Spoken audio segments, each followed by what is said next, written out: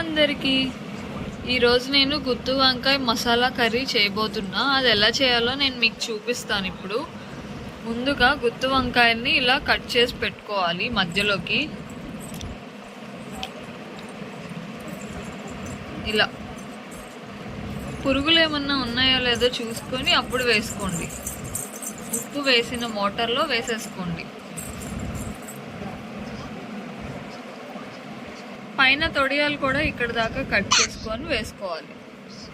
Next pan పెట్టుకొని oil వేసుకోవాలి 3 spoons. తర్వాత వంకాయలు వేసేయాలి. ఇలా వంకాయలు వేసేసి సాఫ్ట్ అయ్యే వరకు ఫ్రై చేసుకోవాలి. మనం మూత పెట్టేసి మగ్గనివ్వాలి. ఇప్పుడు ఎలా ఫ్రై అయ్యాయో చూద్దాం. మంచిగా ఫ్రై అయిపోయాయి కదా.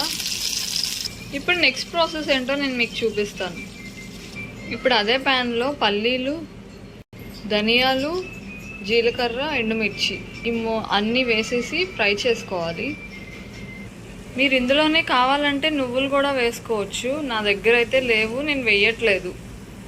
ఇప్పుడు అవన్నీ మిక్సీలోకి తీసేసుకొని ఒక ఉల్లిపాయ కూడా వేసుకొని వాటర్ వేసి మిక్సీ పట్టుకోవాలి.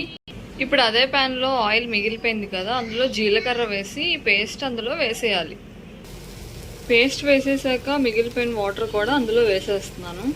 ఇప్పుడు ఇందులో ఉప్పు, కొంచెం కారం, పసుపు వేసుకోవాలి. కొంచెం అల్లం వెల్లుల్లి పేస్ట్ కూడా వేసుకోండి. ఇప్పుడు ఈ మసాలా అంతా బాగా కుక్ అవ్వాలి. ఇప్పుడు ఇందులోనే ఫ్రై చేసుకున్న వంకాయలు వేసేస్తున్నా.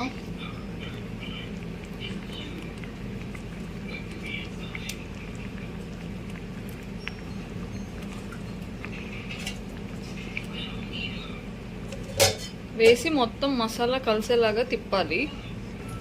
టేస్ట్ చూసా పర్ఫెక్ట్ ఉంది. ఇప్పుడు మంచిగా మూత పెట్టి కుక్ చేసుకోవాలి ఒక 10 మినిట్స్. ఫైనల్గా కొత్తిమీర వేసి దింపేయడమే.